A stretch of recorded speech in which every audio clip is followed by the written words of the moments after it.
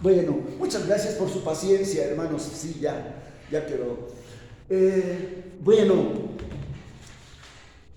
ya hice aclaraciones que las palmas, pues, no tienen ningún poder. Ningún poder. El que tiene el poder es el Señor Jesucristo.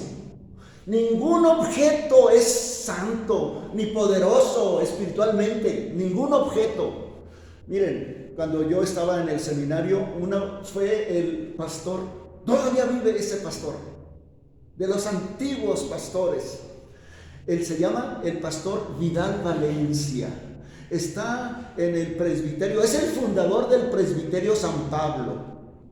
Bueno, ya está viejito el pastor, lo he visto últimamente, bueno, no tan últimamente, unos meses, se lo vi, ya muy cansado, muy débil, pues ya es grande el pastor. Bueno, pero ese nos fue a llevar una plática especial, el hermano Vidal Valencia, y nos dijo, ¿qué creen? Hay en el mundo tantas astillas de la cruz de Jesucristo que si las juntaran todas salían como 20,000 cruces. Porque muchos sacan de que esta es una astilla de la cruz del Señor Jesucristo. ¿Y para qué la quieren? Porque pues es la cruz, es una astilla de la cruz de Jesucristo. Yo la uso para cuando estoy enfermo, para cuando me siento mal, cuando tengo problemas. ¿Y qué? ¿Le oras a la cruz, a la astilla o qué? Y dice, hay tantas astillas que si las amontonaran harían como 20,000 cruces. Y así es la sábana santa, así es muchas otras reliquias. No. Un doctor cristiano tenía a su esposa, sus 3 hijos pequeños, y se fue de misionero, era doctor. Los doctores cristianos son muy útiles en la obra misionera, porque aparte de que predican la palabra, ayudan a las personas, porque son doctores.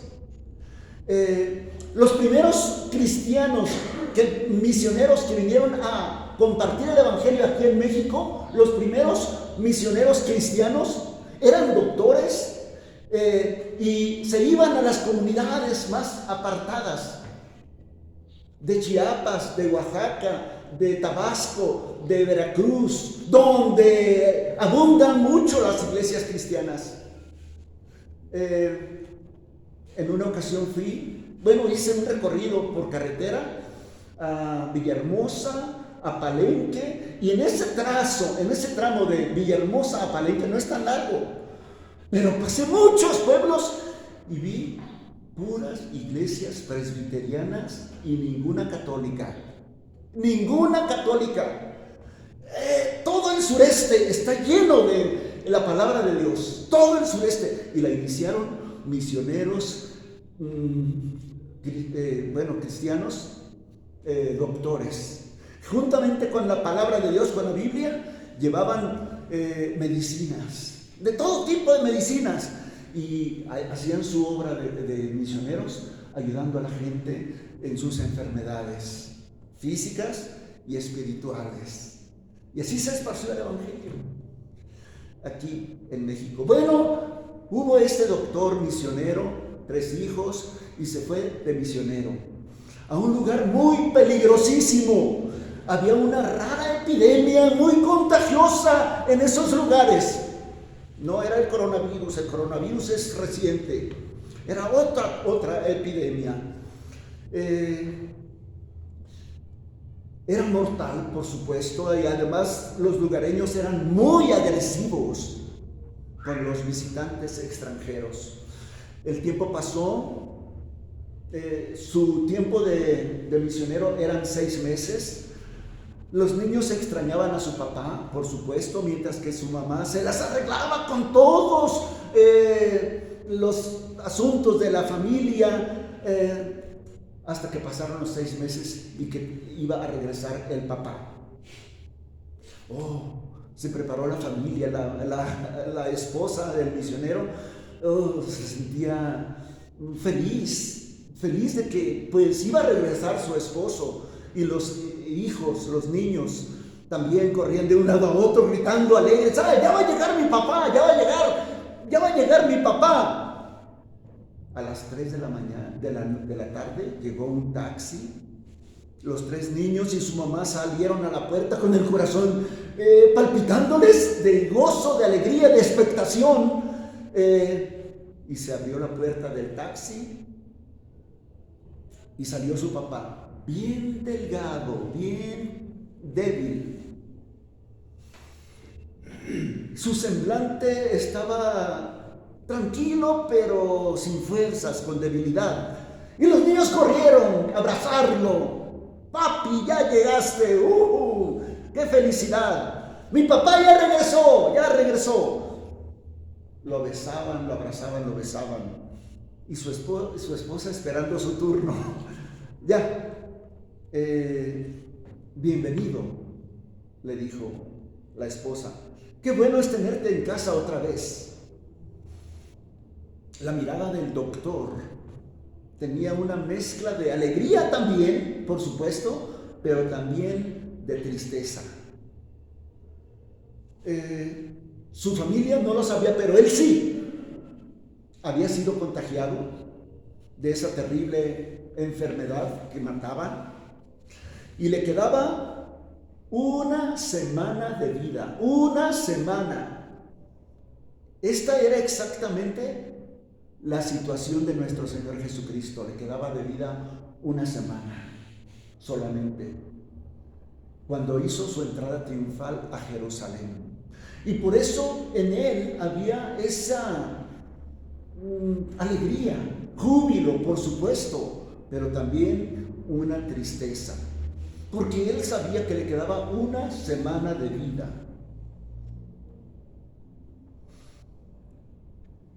Hay esa belleza en la entrada triunfal mezclada con alegría y tristeza.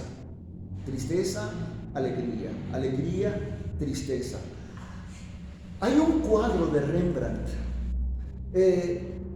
de nuestro Señor Jesucristo. Ese cuadro de Rembrandt es famosísimo. Quiero decirles que el pintor Rembrandt en su vida solamente vendió un cuadro. En su vida. Todos los demás cuadros famosísimos de Rembrandt se vendieron después y él murió pobre. Rembrandt murió pobre. Claro, ahora sus obras son muy valiosas, pero él no disfrutó lo valioso de sus cuadros. En ese cuadro pintó al Señor Jesucristo un ojo. Si se fijan bien en ese cuadro, un ojo tiene chispas de gozo, de alegría, y el otro de tristeza. Cuando uno ve ese cuadro, viendo los dos, todo en global, percibe uno esa mezcla rara de gozo, de alegría y de tristeza, como si estuviera a punto de llorar. Cuando se ve este cuadro junto, se ve esa mezcla de estos dos sentimientos. Esta es la situación que tenía Jesucristo en su vida, en su corazón, el día de su entrada triunfal. Por supuesto que él sabía que tenía que cumplir todas las profecías que de él se habían escrito, y una de las profecías pues era de que él iba a entrar montado a Jerusalén triunfalmente, montado en un burrito. Estaba profetizado, y él quiso cumplir esa profecía. Venía justo, lleno de paz, entrando a Jerusalén. ¿Y qué le gritaba a la gente? La gente le gritaba, la multitud era el máximo esplendor de su popularidad. Ya las multitudes eran muchísimas, y la gente había llegado o estaba llegando a Jerusalén por lo de la Pascua, una de las fiestas que todos los habitantes de Israel iban a Jerusalén. Entonces había una grande multitud. Cuando Jesucristo entró triunfalmente, era una enorme multitud de todo el país que lo seguían. Eran hombres, mujeres, jóvenes, niños, una grande multitud, y era un desfile muy largo, muy grande, y todos aclamaban. Imagínense la multitud aclamando a Jesucristo: Hosana, bendito el que viene en el nombre del Señor, Hosana en las alturas. Pero la gente, así, en la multitud le gritaba: bendito al Hijo de David, bendito el que viene en el nombre del Señor. Todo eso gritaban: Hosana, bendito el que viene en el nombre del Señor, Hosana en las alturas. ¿Qué quiere decir Hosana? Yo creo que ya lo han oído en los otros mensajes que han oído de la entrada triunfal. Hosana quiere decir: sálvanos ahora. ¡Sálvanos ahora! Eso quiere decir Hosana. Hosana en las alturas, sálvanos ahora con el poder de Dios, con el poder de lo alto.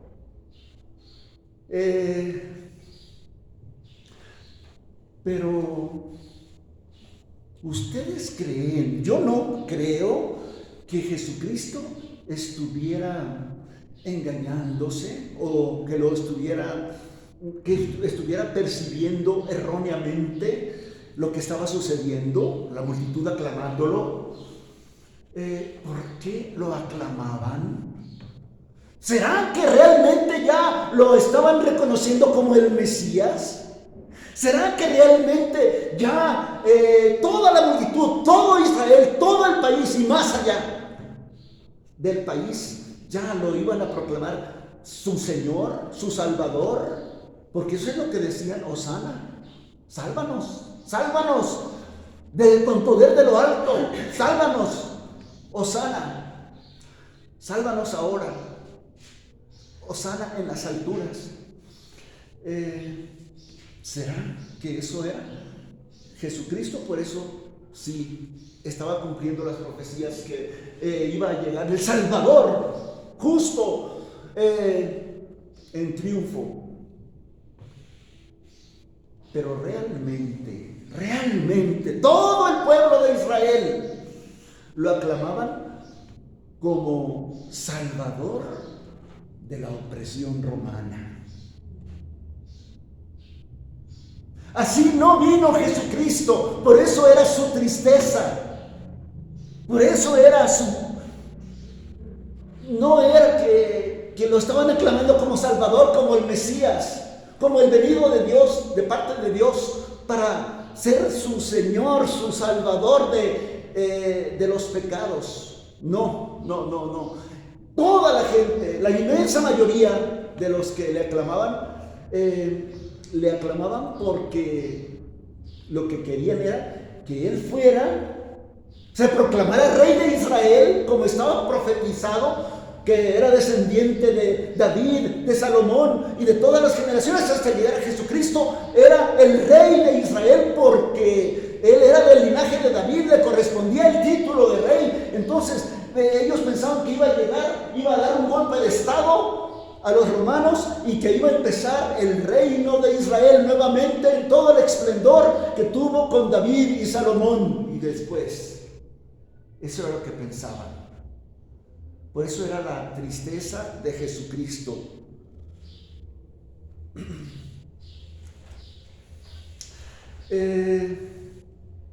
Sí, por hoy voy a gozar, voy a disfrutar, para cumplir la profecía escrita sobre mí. Pero Jerusalén no tendrá paz ni justicia por lo pronto. Me resta una semana de vida y la más trágica semana de mi vida. La diferencia entre ese doctor misionero cristiano que yo les conté hace rato y Jesucristo era que el doctor vivió su última semana con su familia a su lado, recibía visitas de sus amigos, yo creo, y le daban consuelo, pero a partir de este momento de la entrada triunfal y todos los demás días, Jesucristo empezó a sentir los ataques de los enemigos más feroces, con más odio, y él estaba soportando todo eso solo. Los discípulos no comprendían tampoco. Bueno, la familia de Jesucristo, pues, hasta llegaron a abandonarlos, y sus amigos también. Ah, sí, pero el día de la entrada triunfal, sí, todos gritaban: ¡Hosana! Bendito el que viene en el nombre del Señor. Y después también gritaban la gente: ¡Crucifícale! De Hosana cambiaron a crucifícale. En la misma semana. ¿Por qué cambiaron? Porque los defraudó. Porque no fue a dar el golpe de estado. Porque después de la entrada triunfal se dirigió al siguiente día, el lunes, se dirigió al templo y allí lo limpió. Lo limpió cuando ustedes saben que lo limpió, volteó las mesas de los cambistas, echó fuera todos los animales que se vendían allí para el sacrificio de la Pascua, y los expulsó. Hasta dice la escritura que hizo como látigo y empezó a correr a los cambistas, a los mercaderes, a los vendedores, y les dijo: mi casa, casa de oración es, la han convertido en cueva de ladrones. Y los expulsó con coraje, el celo de su casa. Eso no lo...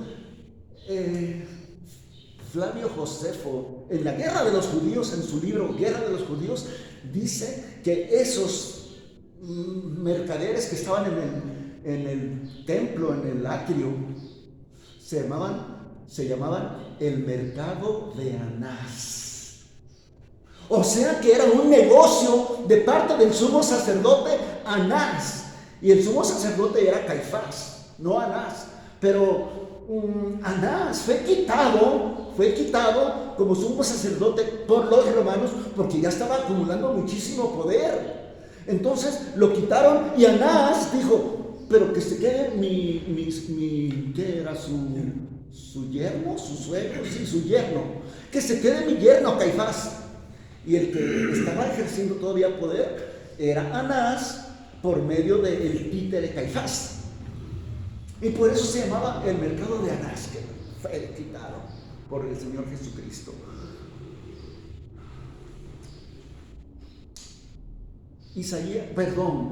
Lucas, nuestro texto dice en versículo 41: cuando llegó cerca de la ciudad, al verla lloró.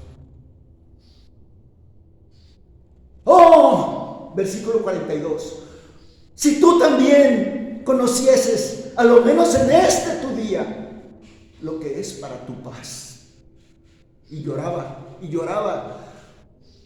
Se detuvo en la procesión de la entrada triunfal. Estaban en el monte de los Olivos, porque tenían que pasar por allí, y allí veía a Jerusalén abajo, como cuando uno va llegando, por ejemplo, de Cuernavaca. Hay un momento en que se ve todo el Valle de México. Así se veía, yo creo, Jerusalén. Y allí fue cuando empezó él a llorar. Si conocieses al menos en este tu día lo que es para tu paz, pero ahora está encubierto. Porque vendrán días sobre ti cuando tus enemigos te rodearán con vallado y te sitiarán, y por todas partes te estrecharán y te derribarán a tierra, y a tus hijos dentro de ti, y no dejarán en ti piedra sobre piedra, por cuanto no conociste el tiempo de tu visitación.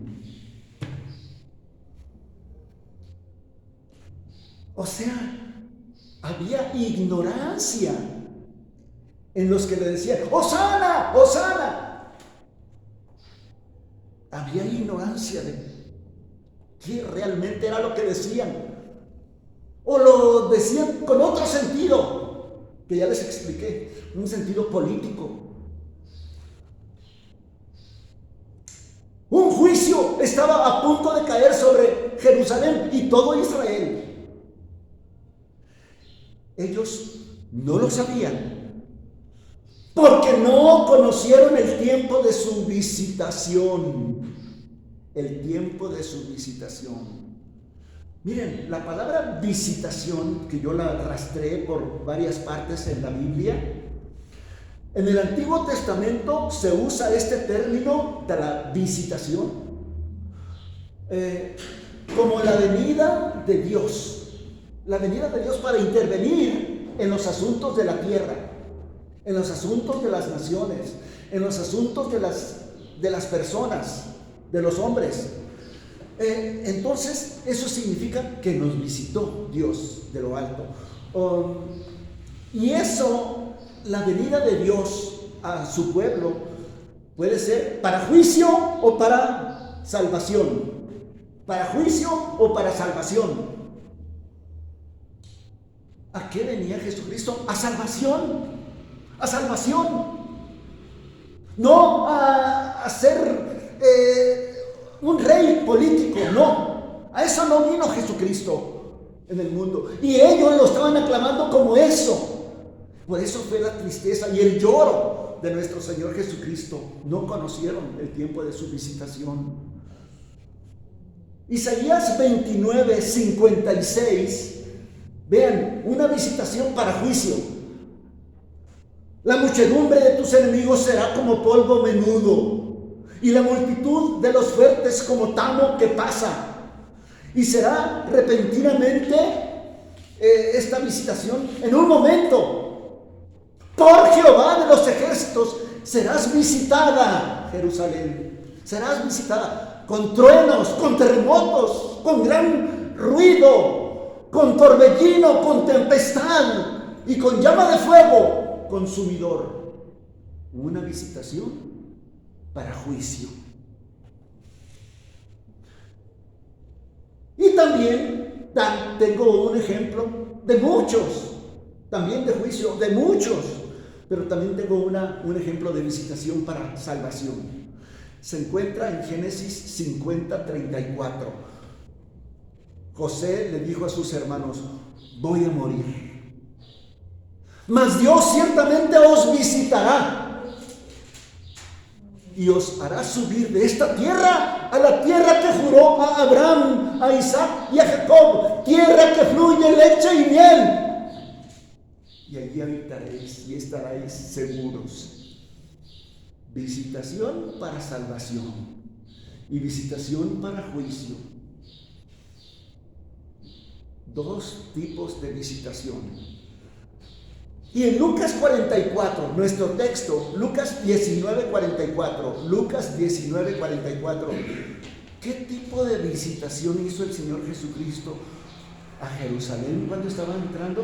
Él, para salvación.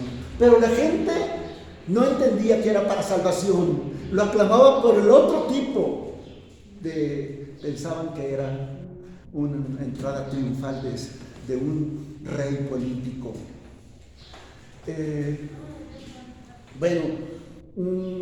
Por eso,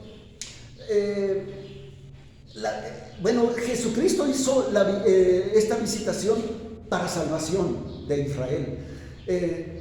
Por eso, el papá de Juan el Bautista, que se llamaba Zacarías, el papá de Juan el Bautista dijo, ahí en Lucas 1, bendito el Señor Dios de Israel, que ha visitado y ha redimido a su pueblo y nos levantó un poderoso Salvador. Esa era la visitación de Cristo como Salvador. Así que cuando Jesucristo dice, no conociste, por cuanto no conociste el tiempo de tu visitación, lo que realmente estaba diciendo era, no reconocieron que yo era el que vine para redimirlos, no reconocieron que yo era el Salvador de Israel, nunca había venido personalmente a salvar a nadie, hasta el día de hoy que yo vine a ti y nunca más volveré a visitarlos de esta manera. Es un tiempo único y no lo reconocieron.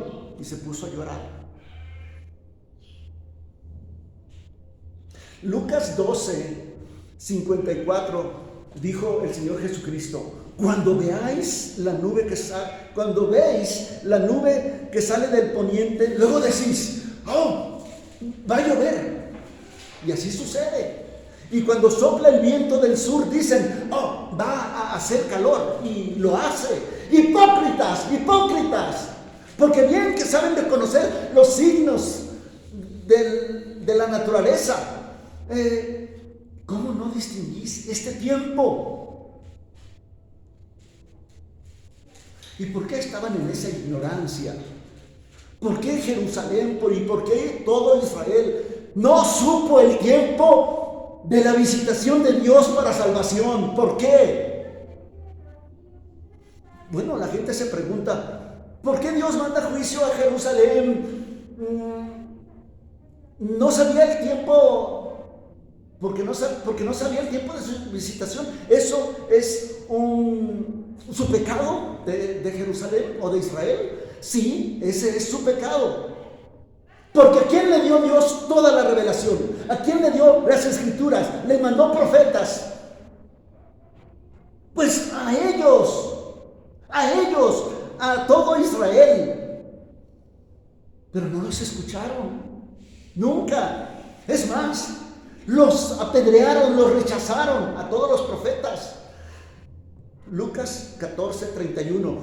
¿O qué rey, al marchar a la guerra contra otro rey, no se sienta primero y considera si puede hacer frente con 10,000 al que viene con 20,000 soldados? Y si no puede, cuando el otro está todavía lejos, le envía una embajada y le pide condiciones de paz, para que no haya masacre.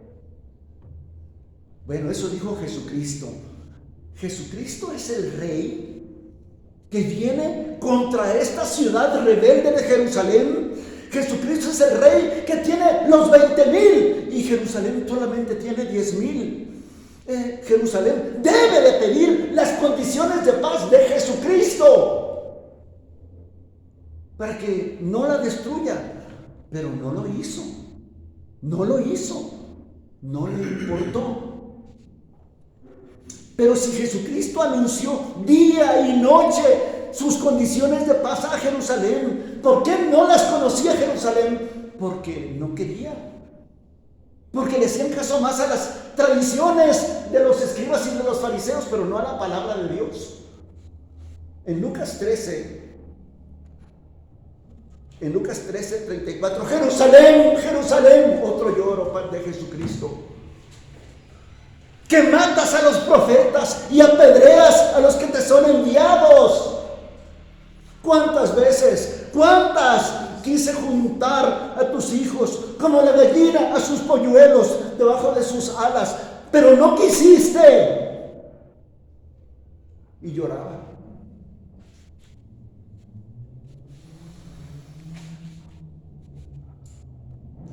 Las condiciones de Jesucristo es: arrepiéntete. Cree en este Jesucristo enviado de Dios como tu Señor y como tu Salvador.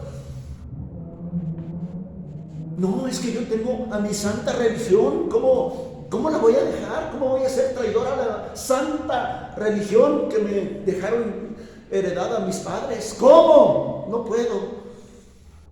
Tengo mi iglesia, no puedo. Aunque tenga muchos defectos, aunque tenga ministros malos, no la dejo. Es mi religión, no la dejo. ¿Cuántas veces quise juntar a tus hijos como la gallina debajo de sus alas y no quisiste? Porque tienes tu iglesia, porque tienes tu religión. Jesucristo es el Rey de Israel. Un domingo como este hizo su entrada triunfal a Jerusalén, pero no fue reconocido. Y cuando le aclamaban, Hosana, Hosana, bendito el que viene en el nombre de Dios, Hosana en las alturas, Hosana, el rey de Israel. No realmente no era lo que decían, o lo decían con otro sentido. Rey de Israel político. La gente dice o decía, ¡ay, qué bueno! Va a ser el rey de Israel. Tenemos asegurada la comida porque lo hemos visto cómo la multiplicó. ¡Ah, ya no vamos a trabajar porque Él nos va a dar de comer sin ir a sembrar en el campo, sin trabajar! Él nos va a alimentar milagrosamente todos los días. Él sana todo tipo de enfermedades. ¡Oh, Hosana al rey de Israel! ¡Hosana!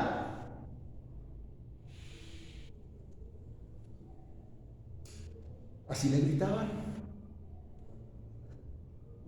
Los apóstoles, bueno, eso era la gente de Israel, pero los apóstoles, sí, nosotros somos sus amigos.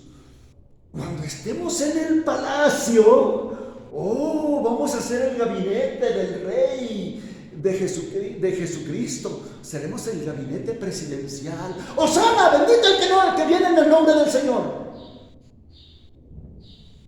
Y Judas, el Iscariote, si ahora yo soy el tesorero de los 12 apóstoles, la bolsa no tiene tanto dinero, pero ahora seré el secretario de Hacienda en el reino de Jesucristo. ¡Hosana! Bendito el que viene en el nombre del Señor.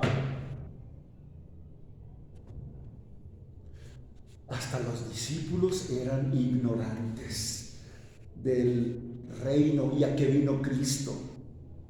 En una ocasión los fariseos le preguntaron a Jesucristo, ¿cuándo va a venir el reino de Dios? ¿Cuándo va a venir el reino de Dios? Dinos. Y Jesucristo les contestó, Lucas 17:20, el reino de Dios no vendrá con advertencia, ni dirán, mírenlo, aquí está, o allá está, porque he aquí el reino de Dios ya está entre vosotros. Y se refería a Él mismo y a los seguidores que obedecen los mandamientos de Dios, que siguen a Jesucristo obedeciéndolo. Ese es el reino de Dios. El reino de Dios, desde que vino Jesucristo, se inauguró. Son los que respetan, los que se rigen por los mandamientos de Cristo. Y ese es el reino de Cristo.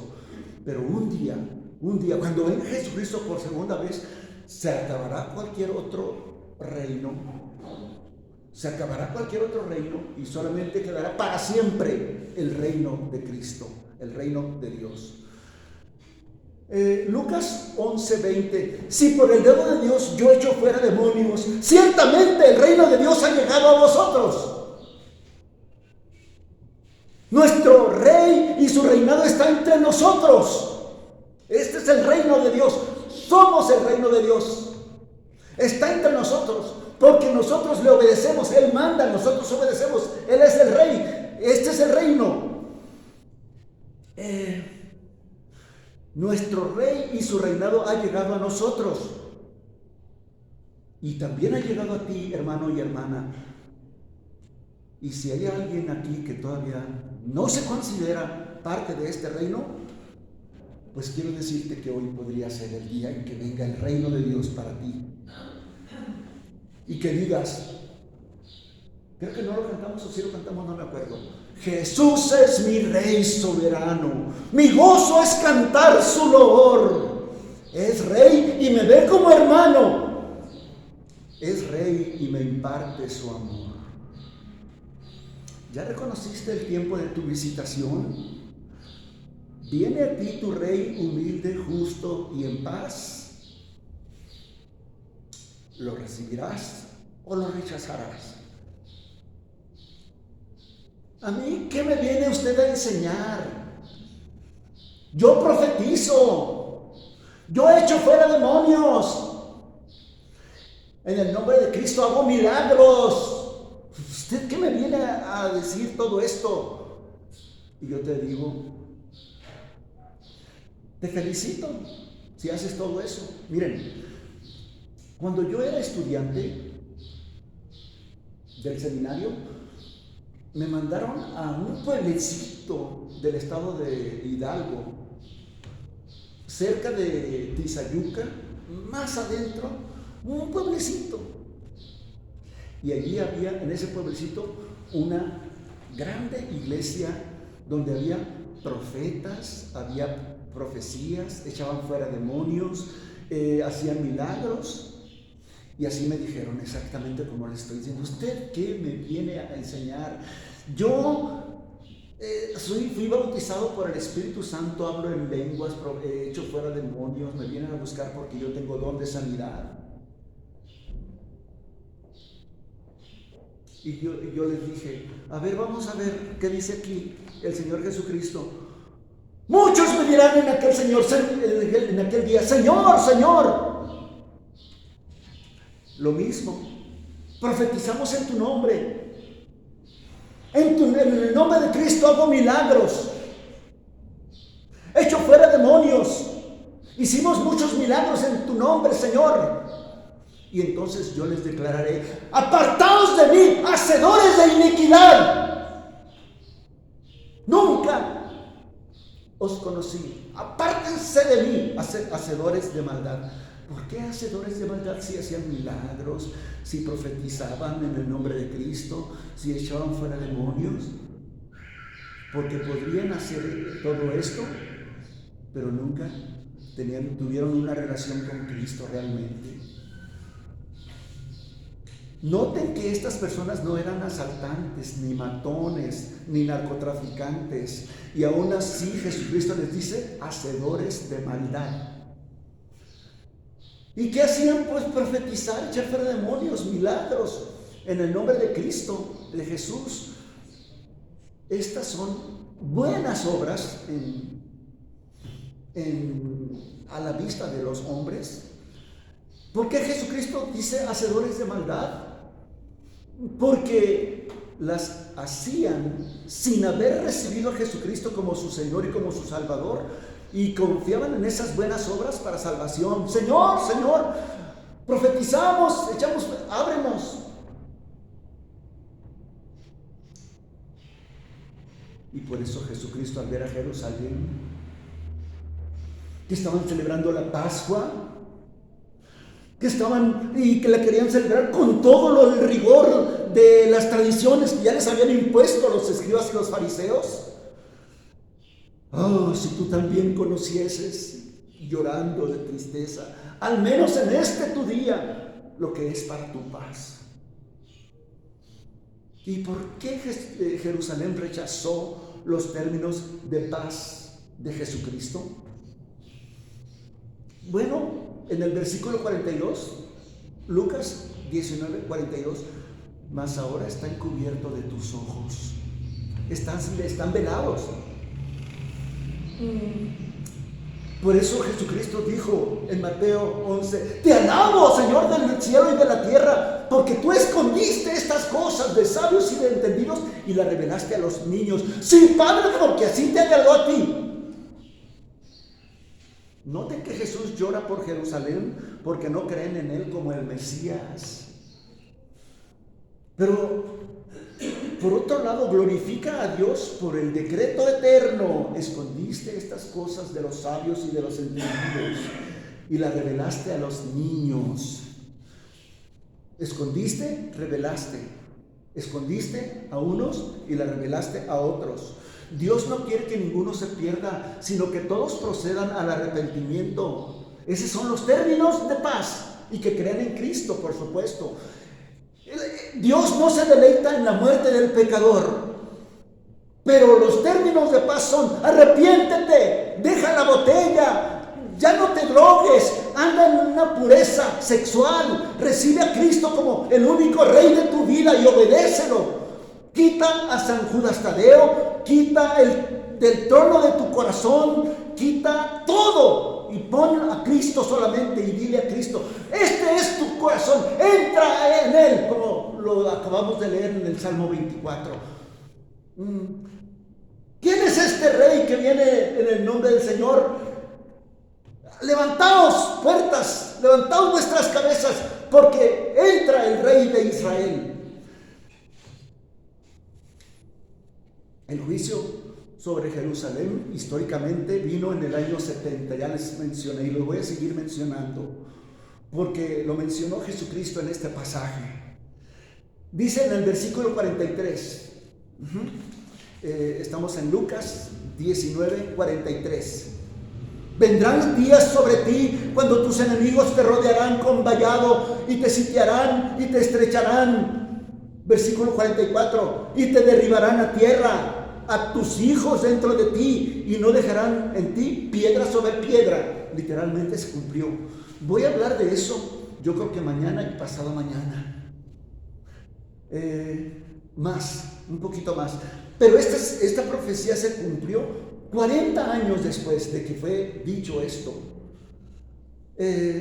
Vino el ejército romano, sitiaron a Jerusalén, derribaron el templo y no quedó piedra sobre piedra, pero este solo fue el principio, porque falta el juicio final.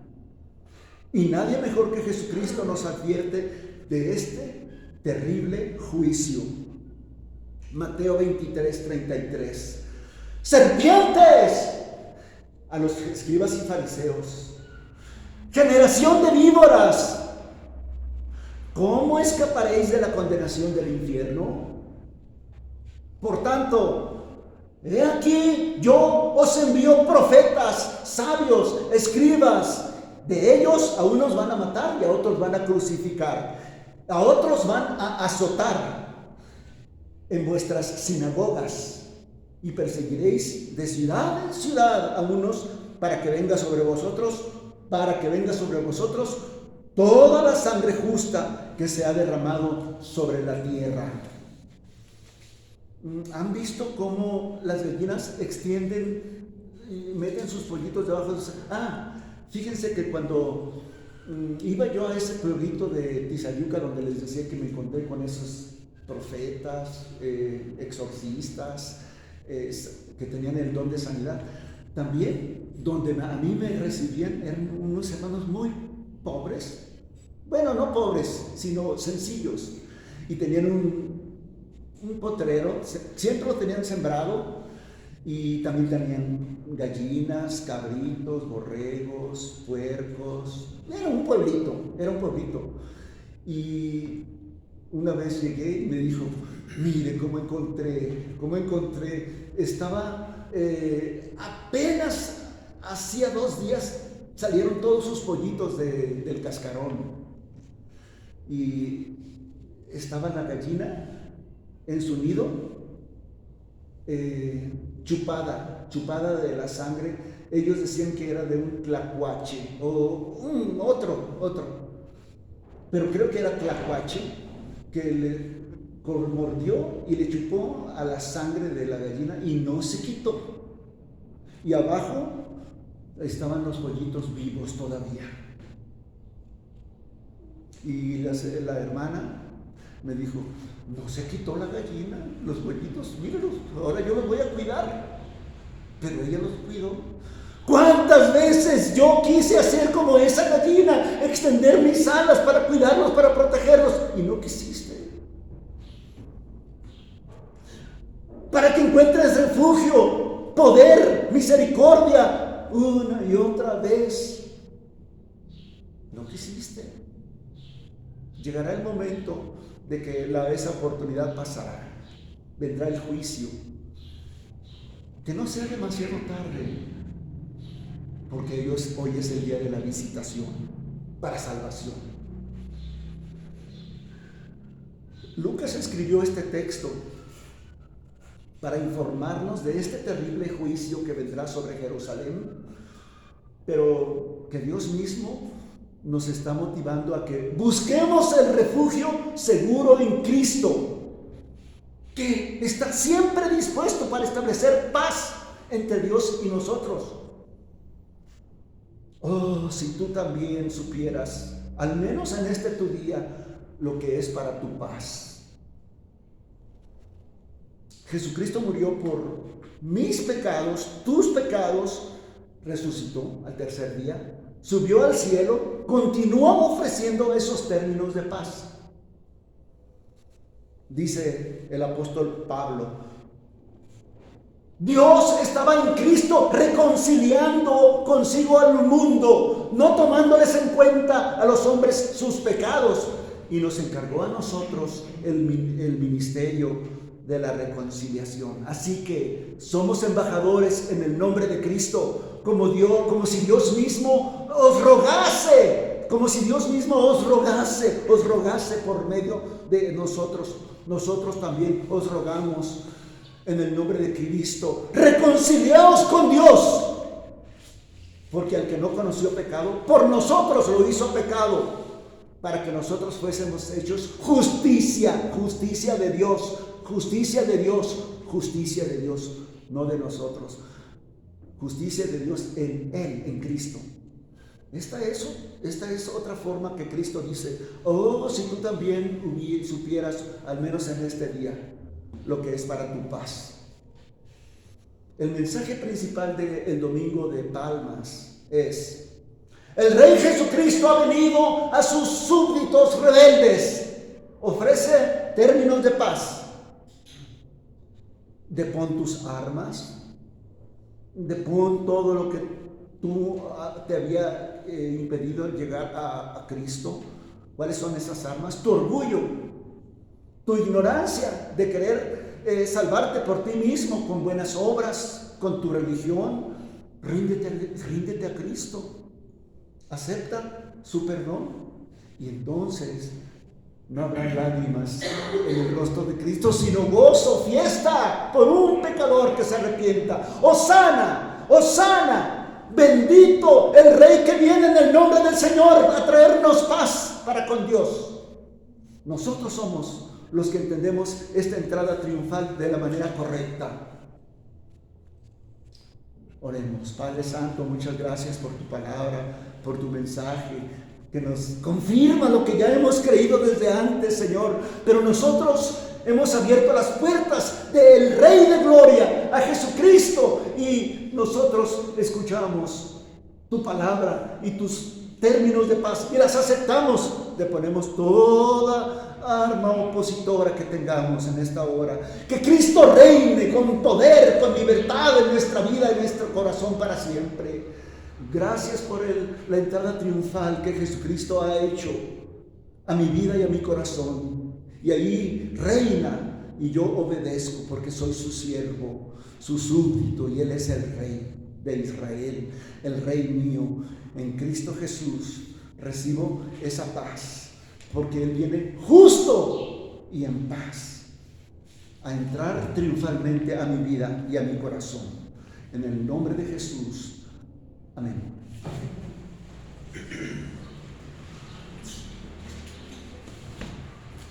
Palabra de Dios predicada. Y les digo por último,